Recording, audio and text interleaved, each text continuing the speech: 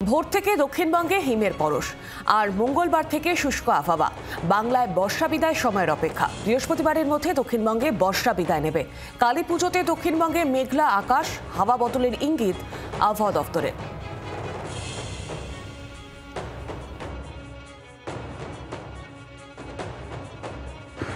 রাজ্য থেকে বর্ষা বিদায় নেওয়া এখন শুধু সময় এবং আনুষ্ঠানিক ঘোষণার অপেক্ষা।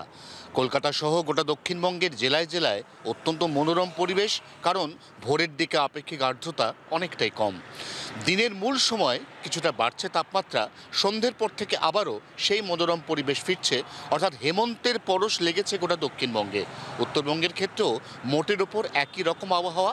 বিক্ষিপ্তভাবে পার্বত্য সহ ওপরের দিকের 5 জেলায় অল্প সময়ের জন্য খুব সামান্য বৃষ্টি।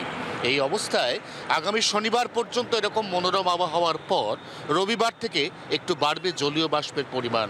কালী পুজো এবং দীপাবলিতে সামান্য অস্বস্তি, তার কারণ অনেকটা বেড়ে যাবে জলীয় বাষ্পের পরিমাণ, বাতাস ভারী হবে এবং বাতাসে দূষণের মাত্রা অনেকটাই বাড়তে পারে, এমন আশঙ্কাও সম্পূর্ণ উড়িয়ে দেওয়া যাচ্ছে না। 24 ঘন্টার জন্য ক্যামেরায় দীপের সঙ্গে অয়ন, কলকাতা।